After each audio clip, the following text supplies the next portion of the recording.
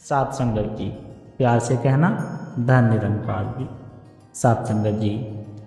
आप जी के चरणों में बहुत ही सुंदर विचार आशा है प्रवान करें और ध्यान से सुने। सात संगत जी, जिसका विषय है हम सत्संग क्यों करें जब एक दिन सभी को मरना है। तो सात संगत जी, आइए जानते हैं इस विचार के माध्यम से। सात संगत जी, एक घड़ी आधी घड़ी आधे की पुनाद, तुलसी साध साधु की कटे कोटि अपराध। महापुरुषों,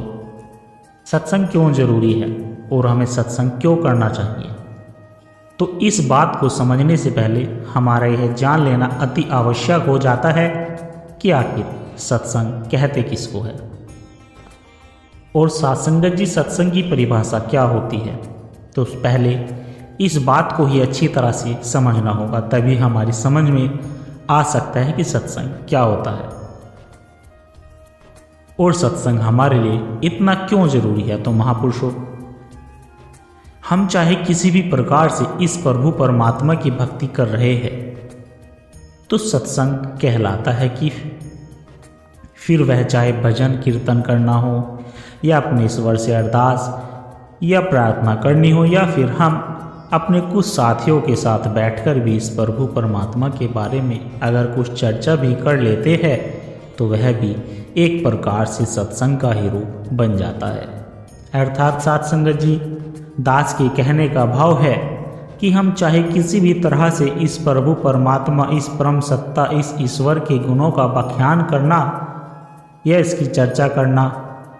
तो सात संगत जी यह सभी शब्द सत्संग ही कहलाते हैं। महापुरुषों, सत्संग इस संसार में सबसे बड़ी साधना होती है, क्योंकि सत्संग के दौरान जब हम संतों महापुरुषों का संग करते हैं, उनके विचार विमर्श करते हैं या उनसे इस सत्य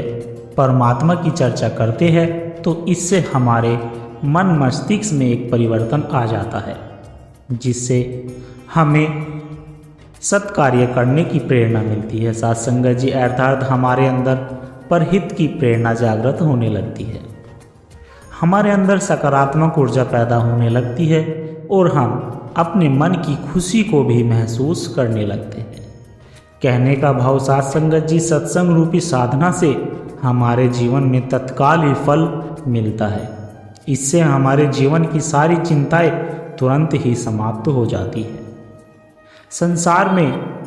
आकर हम अपने उस मार्गदर्शन को प्राप्त कर पाते हैं जिसके लिए हम यह मानव जन्म को लेकर इस दुनिया में आए हैं। सात संगत जी, कहने का भाव सत्संग से ही हमारे इस मानव जीवन को सफल बनाया जा सकता है। लेकिन इस दुनिया में दो तरह की सोच रखने वाले इंसान रहते हैं। सात संगत जी, अर्थात कुछ लोगों को सत्संग पसंद होता है, वह सत्संगी भी होते हैं, वह रोज सत्संग में जाते हैं। लेकिन वहीं कुछ लोग ऐसे भी होते हैं सात संगत जी, जिन्हें सत्संग पसंद ही नहीं होता, उन्हें सत्संग में आना भी अच्छा नहीं लगता। तो सात संगत जी, ऐसे लोग अक्सर दूसरे लोगों के मनों में सत्संग के प्रति गलत भावनाएं भर देते हैं। वह सबको यही कहते रहते हैं कि जब सबकी ही या सबको ही मरना है तो फिर हम सत्संग में क्यों जाए। अर्थात सात संगत जी, सत्संग करने से क्या होगा। और कुछ नास्तिक लोग तो यहाँ तक भी कह देते हैं कि सत्संग करने से कुछ नहीं होता, सत्संग में क्या रखा है, बस अपनी लाइफ को एंजॉय करो, क्योंकि मरने के बाद क्या होगा यह कौन जाने, यह किसने देखा है। सात संगत जी, मृत्यु तो अटल है, सत्य है, जो होनी ही होनी है, फिर चाहे हम सत्संग करें या ना करें। कहने का भाव सात संगत यही है कि संसार में ऐसे लोग भी होते हैं जो भगवान को नहीं मानते, तो उनकी भक्ति कहाँ से करेंगे। लेकिन महापुरुषों, इसी संसार में आप जैसे महापुरुष भी होते हैं जिन्हें सत्संगी पसंद होते हैं, जो लगातार सत्संग में जाते हैं। लेकिन महापुरुषों, आपको भी कभी ना कभी कुछ ऐसे लोग जरूर मिले होंगे जो ऐसी ही फिजूल की बातें और बेमतलब की बातें किया करते हैं सात संगत जी। और यह भी हो सकता है सात संगत जी, ऐसे लोगों की इस तरह की बातें सुनकर कहीं न कहीं आपके मनों में भी इस तरह के सवाल कभी तो जरूर आए होंगे। कि जब सभी को मृत्यु आनी है और सभी की मृत्यु अटल सत्य है तो फिर सत्संग करने से क्या होगा, अर्थात सत्संग जी हम सत्संग क्यों करें। तो महापुरुषों, दास बस यही कहना चाहता है कि वैसे तो जो ब्रह्मज्ञानी महापुरुष होते हैं तो ऐसे लोगों से दूर ही रहना पसंद करते हैं, लेकिन फिर भी अगर कुछ महात्मा ऐसे हैं जो ऐसे ही सोचते हैं कि सत्संग करने से कुछ नहीं होता, अर्थात उन्हें इस तरह की बातें कहीं ना कहीं सही भी लगती है, तो दास सत्संग जी सिर्फ ऐसे ही महात्माओं के लिए इनको एक उदाहरण देते हुए समझाने का प्रयास करना चाहता है कि सत्संग का क्या महत्व होता है, सत्संग से क्या लाभ होता है और सत्संग हमें क्यों करना चाहिए या नहीं करना चाहिए। तो सत्संग जी महापुरुषों, एक बार एक व्यक्ति होता है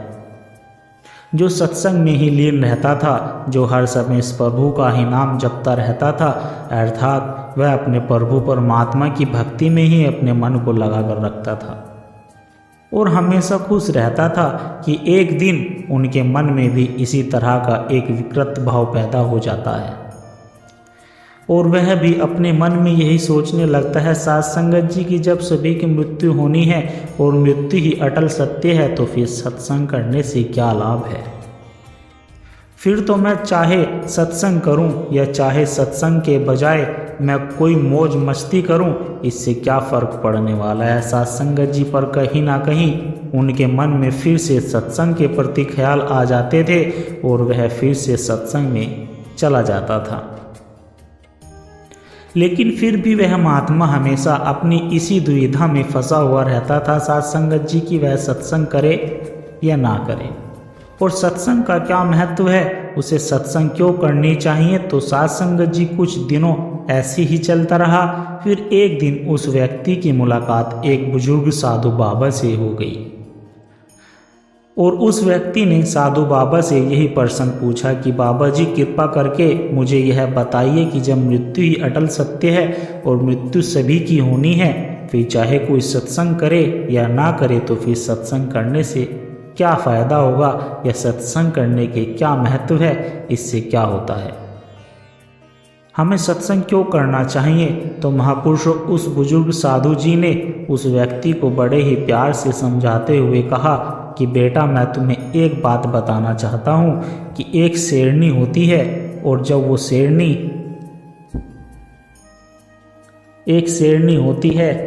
वह शेरनी अपने शिकार को अपने खतरनाक जबड़े और दांत से पकड़ती है तो शिकार को वहीं अपने खतरनाक दांतों से चीरकर फाड़ करके मार कर खा जाती है, लेकिन जब वह शेरनी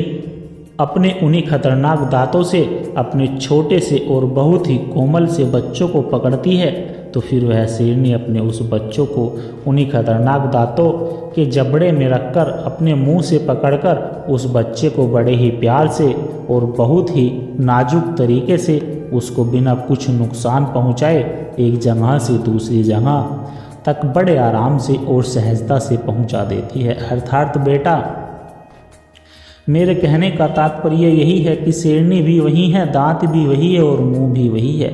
लेकिन बस केवल प्रेम का फर्क है। तो महापुरुषों, वह साधु उस व्यक्ति को आगे समझाते हुए कहते हैं कि ठीक इसी प्रकार से जो व्यक्ति सत्संग करते हैं, जो इस प्रभु परमात्मा का नाम लेते हैं, अर्थात जो प्रभु परमात्मा को ही हर पल हर समय में याद करते हैं, तो प्रभु परमात्मा भी अपने ऐसे भक्तों का पूरा ख्याल रखते हैं और ऐसे ही भक्तों की जब मृत्यु होती है तो उनकी मृत्यु के बाद यह प्रभु परमात्मा उन्हें अपने धाम में ही जगह दे देते हैं,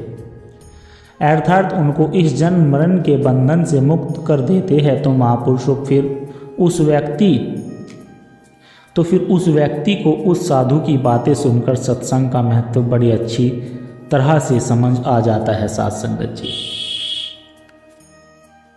और वह फिर से अपने सच्चे मन से सत्संग में ही लीन रहने लगता है। तो महापुरुषों, आज हमारे निरंकारी मिशन के प्रत्येक संत महात्मा भी इसी संसार के लोगों को यही प्रेरणा दे रहे हैं कि जो भी व्यक्ति सत्संग करता है, परम परमात्मा का नाम लेता है, तो ऐसे व्यक्ति पर परमात्मा में ही रहते हुए परम परमात्मा के धाम में ही अपना स्थान सुरक्षित कर लेते हैं और अपने द्वारा किए गए पाप कर्मों से मुक्त भी हो जाते हैं। कहने का भाव साथ संगत जी, सत्संग हमारे सामाजिक जीवन के लिए भी बहुत महत्वपूर्ण होता है, क्योंकि सत्संग हमारे मन और हमारी आत्मा का भोजन होता है। सत्संग से हमारे मन को सकारात्मक ऊर्जा मिलती है, अर्थात हमारा मन बिना सत्संग हर समय नीचे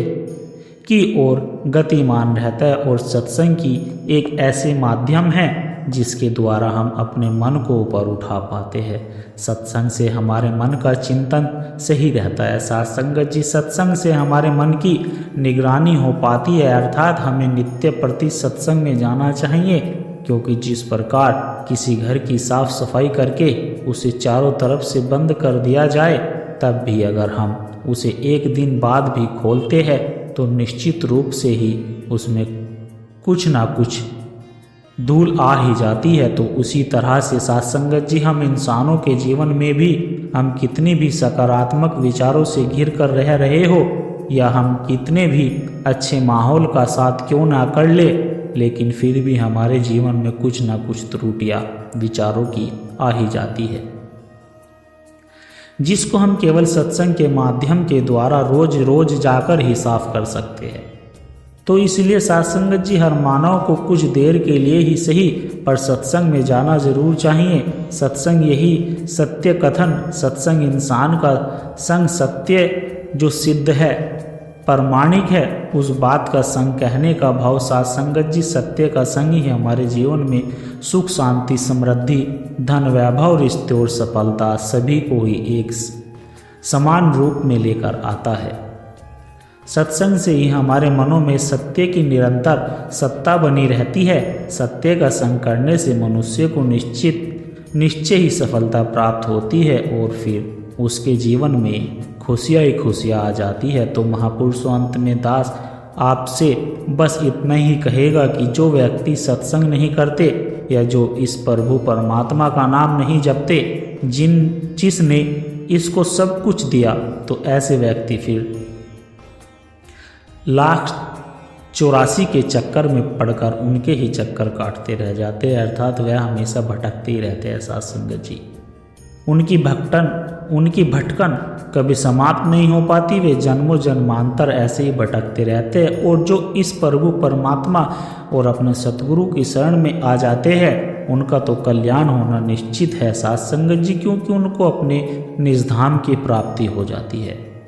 उनके सारे बंधन कट जाते हैं, जन्म मरण का चक्कर समाप्त हो जाता है, अर्थात साथ संगत जी उनके सारे ही दुख समाप्त हो जाते हैं। कहने का भाव है कि उनका तो फिर यह जीवन सुखी हो जाता है, गुले गुलजार हो जाता है और परलोक तो अपने आप ही संवर जाता है। तो महापुरुषों, हमेशा इस प्रभु का नाम जपते रहिए, इसका स्मरण करते रहिए, क्योंकि इसका स्मरण ही हमें भवसागर से पार करेगा। और अगर अभी तक साथ संगत जी आपने इस प्रभु का नाम जपना शुरू नहीं किया, तो अभी शुरू कर दीजिए, क्योंकि अभी भी देर नहीं हुई है। तो महापुरुषों, दास के बोलने में अगर कोई त्रुटि हुई हो तो दास को क्षमा कर देना। साथ संगत जी बड़े प्यार से कहना, धन निरंकार जी। आशा करता हूँ साथ संगत जी, दास के द्वारा कहे विचार आप सभी संतों को अच्छे जरूर लगे होंगे। अगर अच्छे लगे हो तो वीडियो को लाइक करें, शेयर करें, कमेंट बॉक्स में धन निरंकार जी लिखकर अपने विचार साझा जरूर करें साथ संगत जी। और दास के चैनल को भी सब्सक्राइब जरूर कर लें। और साथ संगत जी, दास को आशीर्वाद दे हर रोज आप जी के चरणों में ऐसे ही सुंदर सुंदर प्रेरणादायक कहानी विचार लेकर आता रहूं। साथ संगत जी बड़े प्यार के साथ कहना जी, धन निरंकार जी।